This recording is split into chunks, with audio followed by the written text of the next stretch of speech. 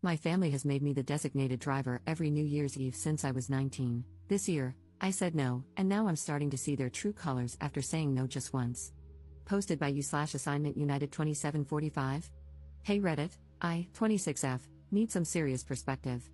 I'm starting to think I might be the jerk, but I still feel like I'm in the right lol. Every New Year's Eve, my family has a big party at my aunt and uncle's house, and every year, without fail, I end up being the designated driver. Don't get me wrong, I love my family, but it's starting to bug me. It's been like this since I was 19, even before I was legally allowed to drink. I don't drink much, maybe a glass of wine or a beer, but I don't get plastered. I'm fine with driving people home if they need it, but for the past few years, everyone expects me not to drink so I can drive them back. Every year, it's the same. Oh, can you drive? You're not drinking anyway. I always say yes because I don't want to let anyone down. Fast forward to this year's New Year's Eve. I told my family ahead of time I wasn't going to be the designated driver anymore. I just wanted to enjoy the night, have a couple of drinks, and not be responsible for getting everyone home. I even told my cousin, who usually gets really sloshed, that I wasn't driving this year, and she was fine with it.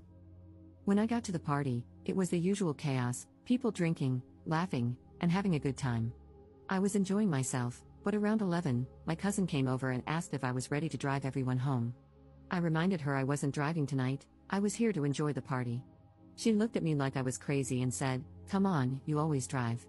Don't be a beach." Which, like, WTF? I tried to explain calmly that I wasn't being a beach, just that I wasn't going to be the chauffeur anymore. Then, my aunt overheard and pulled me aside. She lectured me, saying, "We all agreed last year you'd be driving. You know how much we rely on you. Everyone else is too tipsy, and Ubering is so unsafe. Just drive this one time, for the family." I felt a ton of pressure but refused. I told her I'm not their chauffeur and wasn't going to do it again just because no one else could figure out their own ride. My aunt got upset, saying I was being selfish and that we're family. She said I'm the only one who doesn't get too drunk, so it makes sense for me to help out. I told her I had already had 3 beers, so I wasn't even legally supposed to drive myself. That's when I snapped. I told them it's not my job to be their designated driver every year just because I'm the only one who doesn't get blackout drunk. They needed to figure out their own rides this time. Then I got up and left. I felt bad walking out, but I didn't want to be a doormat anymore.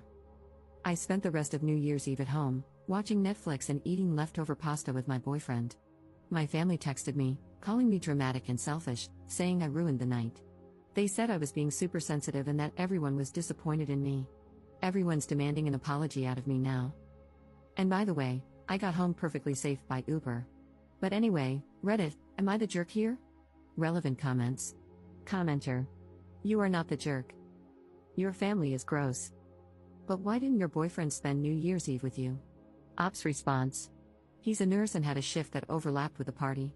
He could have potentially come, but he was exhausted and wanted to go straight home to take a shower while he waited for me to get back.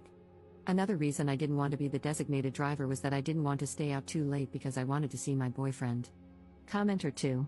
Well, I agree wholeheartedly with the Redditor who said you should spend New Year's Eve someplace else.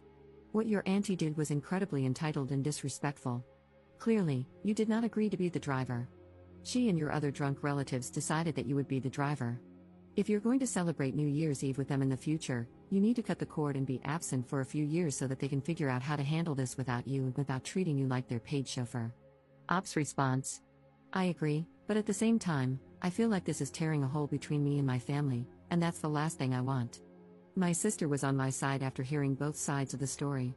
She lives on the other side of the country and is pissed off on my behalf, lol. My parents, however, are embarrassed, and I feel bad about that. Commenter 3. When you got your driver's license, did being the designated driver become a common assignment? Ops response. Not at first, I've always struggled with anxiety, and driving triggered it for a long time. I put off getting my license until I was 18 because of it. They didn't ask me to be a designated driver until I was 19, and at first, I felt kind of cool because I was being the responsible adult and helping the people I loved. But it quickly got old when I had to drive back and forth multiple times to get everyone home, and no one offered to pay for gas. Update 15 days later. So, update lol? Before I get to that, I want to address some popular questions from my last post. Some people got confused and asked similar questions, so I thought it might be nice to answer them here. How do I give everyone a ride home? My family lives about an hour and a half from my aunt's house, so I'd fill my car with everyone I could and take them home. The next day, they take their spouses' cars to pick up the ones they left. Stupid, I know. How did I get home? I got an Uber. Why was my cousin asking to leave at 11? She was drunk and probably had no idea what time it was. My aunt overheard me getting a little upset and pulled me aside, which sparked everything. Now, the update. I ended up sending a text to our family group chat, including those who didn't make it to the party but heard about what happened. I'll copy and paste what I said here. Hey everyone, I'm not going to apologize for what happened on New Year's Eve. I told you all well in advance that I wasn't going to be the designated driver this year, and I expected you to respect that. I'm not anyone's personal chauffeur, and I'm done being treated like I'm responsible for everyone else's lack of planning. When cousin's name called me a beach for not driving, that was uncalled for. And aunt's name, lecturing me about being selfish and ruining the night because I chose to enjoy myself instead of taking on that responsibility again? I love you all, but I can't be your punching bag anymore. I'm not going to keep letting myself be the one who sacrifices for everyone else's convenience. I've done it for years, and I'm done. Next year, I think I'll be spending New Year somewhere else. I wish you all safe rides home and hope you'll be able to figure something out. I'll be taking some space from everyone and hope you will understand. I then made the painful decision of blocking my parents, who have been calling me terrible names and making me feel like complete crap since this happened. I never realized how dark my childhood was with all the gaslighting. My parents are probably the reason I have such severe anxiety. My sister and brother are on my side and equally pissed off at our family, so I still have them at least. I really do want to thank you all. I've always known something was off with my family, but I never realized how much I was taken for granted, how unloved I felt, until now. Thank you for helping me realize that I'm worth more. And to end on a positive note, my boyfriend is now my fiancé. A few days after my post, he proposed. His original plan was to take me to see some cutesy light displays in our town after I got home and propose there, which made my heart melt a little since I knew he was so tired after working lol, but when he saw me walk and crying, he read the room and switched things up. When I was feeling better, he took me to dinner and proposed there. I have no idea how the wedding will go or if my parents will be there, but I'm excited to spend it with the people who love and appreciate me. Relevant comments. Commenter. Did anyone respond to the text? Ops response. I don't know.